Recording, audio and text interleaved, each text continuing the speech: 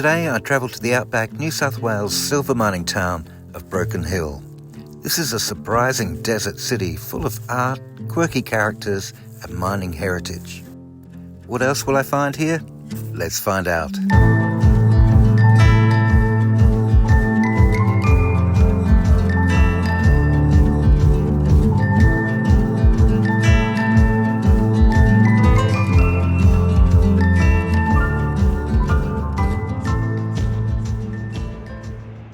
When you first arrive at Broken Hill, you see this, a giant slag heap of rocks. Not the most flattering first impression.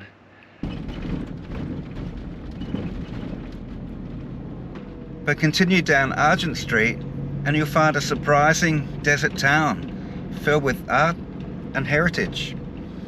A town good enough for Venus. In fact, Broken Hill was the first Australian town to be given a National Heritage listing, recognised for its mining history, art and culture. Broken Hill has a lively art scene. This is the birthplace of the 8-hour workday, but Broken Hill is best known for mining. In 1883, a fellow called Charles Rasp found some interesting mineral deposits around here. At first, he had no idea he was standing on one of the world's largest deposits of silver, zinc and lead. This is the birthplace of BHP, which went on to become one of the world's largest and wealthiest mining companies. But all that wealth didn't come at no cost. Behind me, at Line of Load Lookout, is a memorial to the miners who went underground and paid the ultimate price.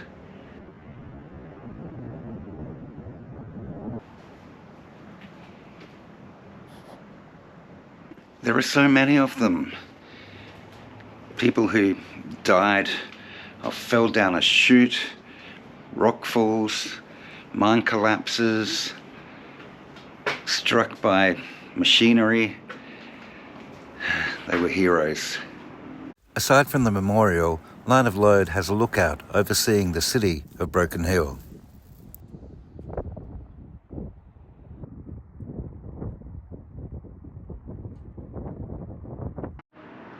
No glamorous flowery names here, just street names to remind you you're in mining country.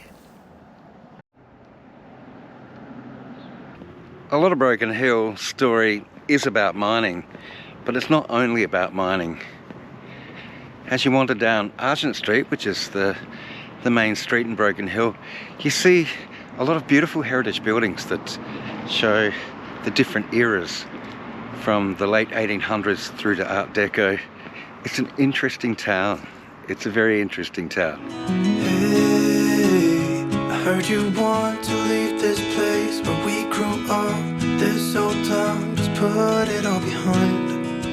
Remember you and I would always find somewhere to hide when we were kids, so we could see and hear the water run. The river's gonna cry when you're gone.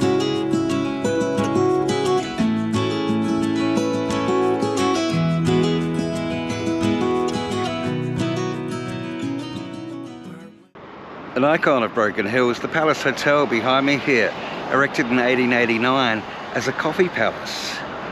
And if it looks a little bit familiar, that's because it was featured in the film Priscilla, Queen of the Desert.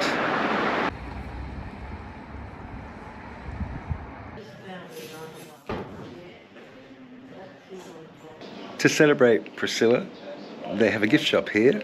You can get your bling on if that's your thing. But the real magic is inside. Oh my gosh. I knew there were murals inside, but I just wasn't prepared for the amount of art on this hotel's walls. There are murals all over the entrance area. This is beautiful.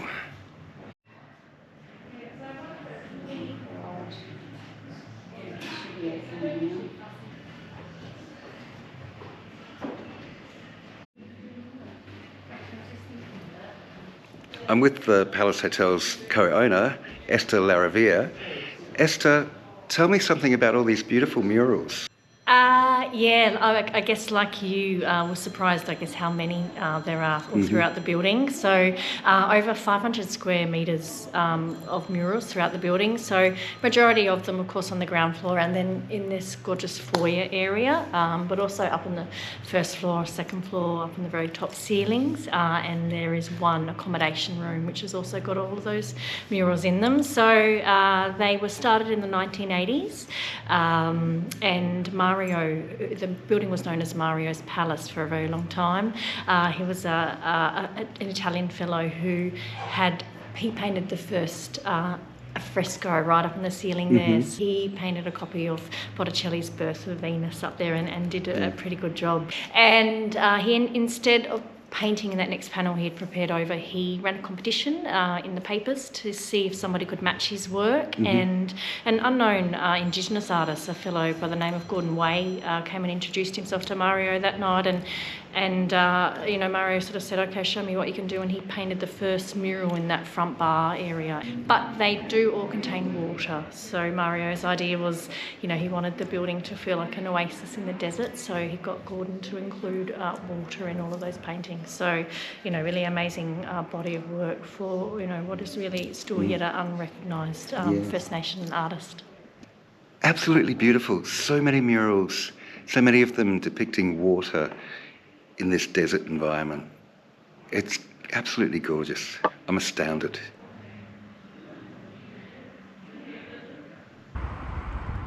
Another feature of the hotel is its enormous first floor balcony. Honestly, this veranda is so large, I could kick a football and it would take a couple of kicks to get from one end to the other. You can appreciate it in a different way as well when you actually come up to the balcony to see how large it is. And obviously that gorgeous shade that it provides for the building, which was a really clever part of the design. It's reputed to be one of the biggest balconies of its style. The facts I read were in the Southern Hemisphere with its early Victorian architecture. So you see examples of this gorgeous cast iron balustrade, this frieze work which come out of the foundry out of Adelaide. It is listed on the National Historic Sites and the New South Wales State Heritage Register, the building, but it's a perfect spot to catch a sunset and this great vista of the whole city, Main Street and to the line of load and that sort of thing. Esther, thanks so much for showing me around. I really appreciate it. Whirlwind. Pleasure, Terry. Enjoy your travels. Thank you. Yeah. Well, it really is a beautiful place to just watch the sunset over the main street in Broken Hill.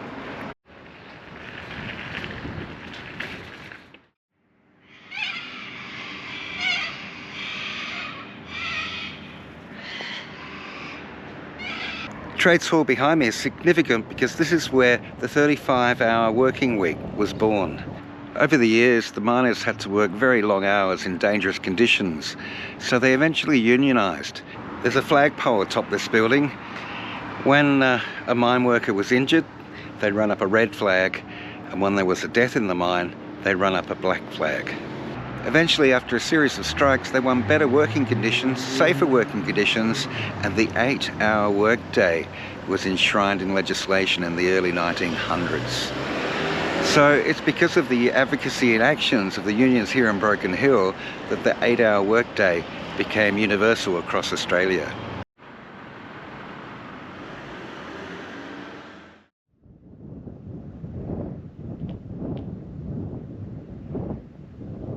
I've come to the Living Desert National Park just north of Broken Hill. Here you'll find 12 sandstone sculptures on top of the highest hill. These were created by artists from all over the world in 1993. And it was a project to create art in the desert.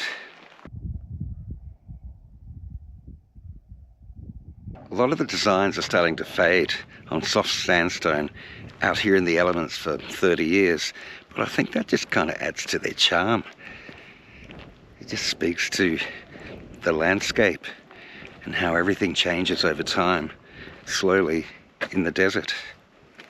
Beautiful art and a beautiful place. And coming here during golden hour, just before sunset. Sensational.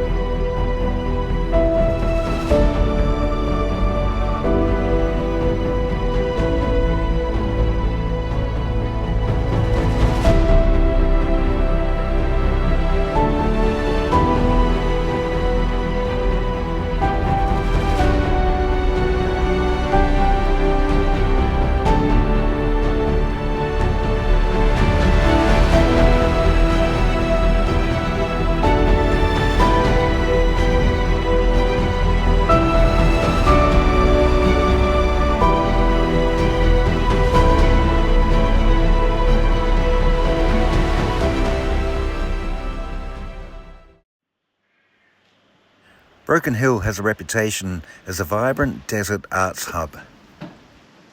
Probably the best known artist to come out of Broken Hill is Pro Hart.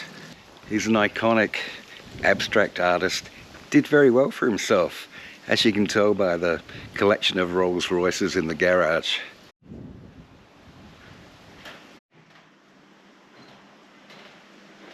Pro Hart was born in Menindee, not far from Broken Hill. He came into Broken Hill during his schooling years, and later he actually worked down the mines. But he was always creative, so even down the mines he was sketching, and then he'd come home and paint.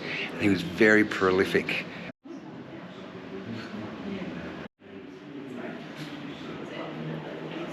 Pro Hart passed away about 19 years ago, but during his life he painted whatever he wanted, whatever he was interested in. A lot of that was the bush. Pro Hart was a self-taught artist. He became a household name eventually in Australia, had 5 children, and they're all artists. A really creative family.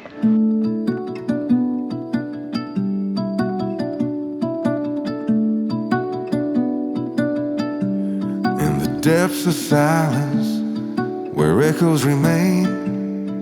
You were the sunrise and I was the rain.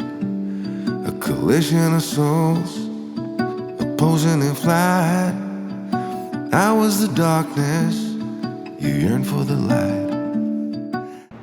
And since Pro Hart's success, art has become a part of the story of Broken Hill. There are some beautiful wall murals right throughout town. Now you're gone, and I'm losing my mind, losing my mind, I'm losing my mind. Now you're gone. Why did you cut me up, bring me out, and leave me high and dry?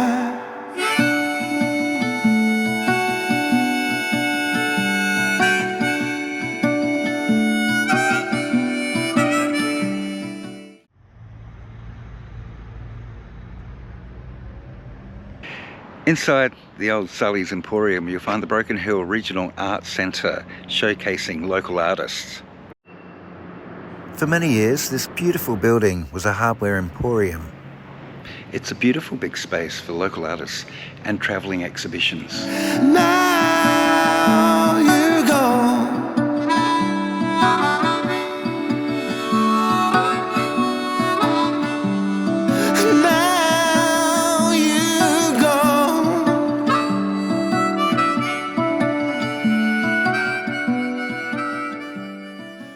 This was the first regional arts centre in New South Wales.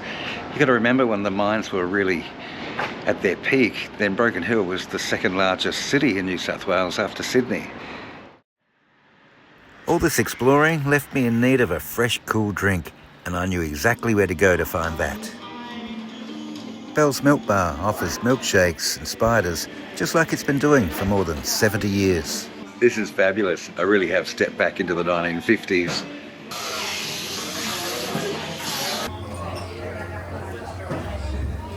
This has been a milk bar and milkshake place since the 1950s. Wow, I feel like I'm about 10 years old all over again. That looks amazing. A lime spider.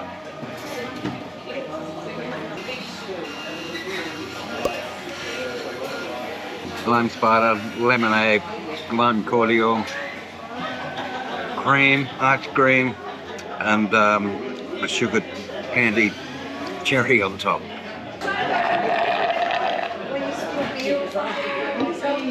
That was bloody awesome. When I first saw her, a black cat crossed my trail. Bad news and high heels made me go off the rails. Out back they have a museum. It transports you to a 1950s Broken Hill home. She's just my kind, can't get her off my mind. She's my kind of woman, I need a soul. Yeah, my kind of woman. Sit back here and probably watch things like Gilligan's Island. Was that 1950s? Will keep me dancing through the night. nothing on a lucky man. Bell's Milk Bar. If you're in Broken Hill, go get a milkshake or a lime spider. They're sensational.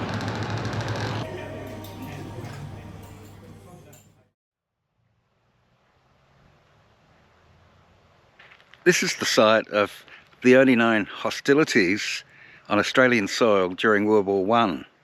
On New Year's Day in 1915, a picnic train was heading from Broken Hill to Silverton, and it was fired upon by a couple of Turkish sympathisers. There was something like 1,200 people on board that train. 6 people were killed and 7 were wounded.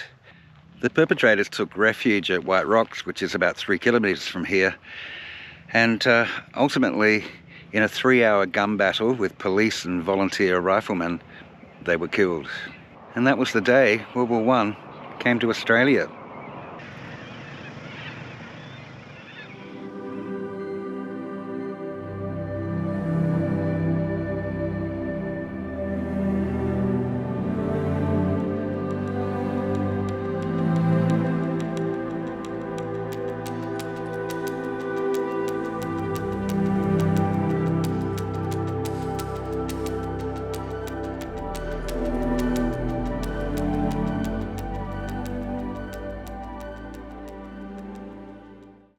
About 20 kilometres out of Broken Hill is the old historic mining town of Silverton.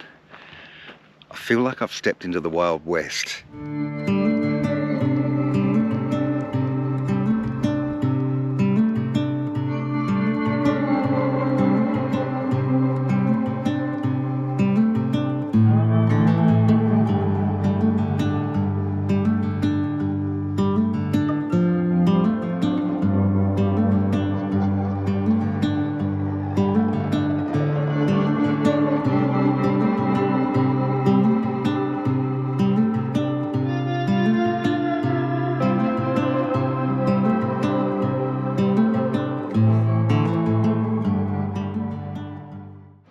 This is where Mad Max was filmed, and it's a strange place.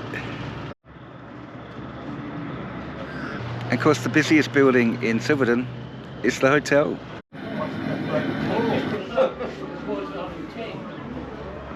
Yeah, very much like a outback Aussie pub.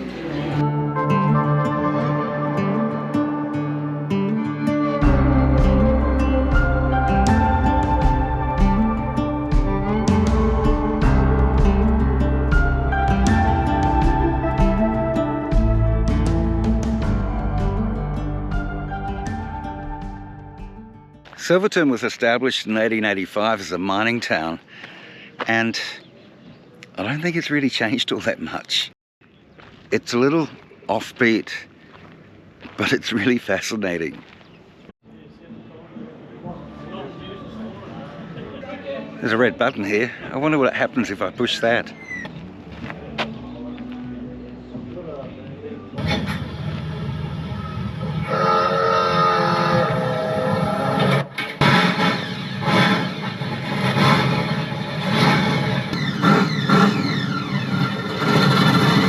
It's like some hotted up beetle from a Mad Max movie, and that's not surprising.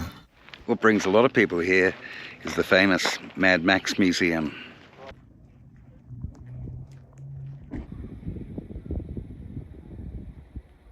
People come from all over the world to visit this.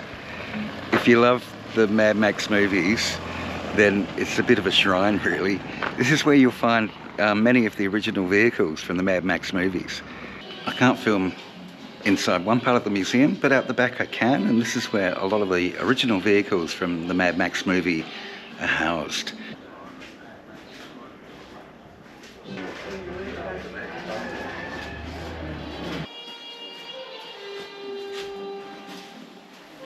There's the old courthouse, which these days has been turned into accommodation, and across the road is the old jail, which is now a museum.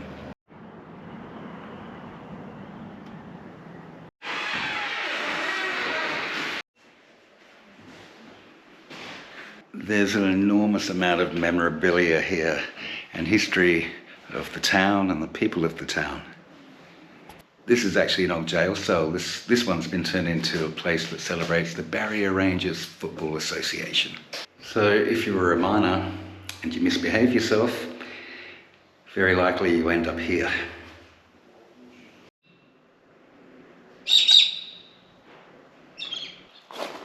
And this jail is for males and females. This is the female exercise yard. If you needed to use the potty, there was no privacy. If you were locked up, you really didn't get to see the outside world. The best you could do was see a little bit of sky from the exercise yard. It's fascinating, a fascinating museum. There is so much here in this museum, it just gives you a real insight into life in the goldfields in the late 1800s. Broken Hill and Silverton are really interesting towns. They're a long way from anywhere, and I think that might be part of their appeal. I've enjoyed my time here. Thanks so much for watching. I'll catch you in the next video.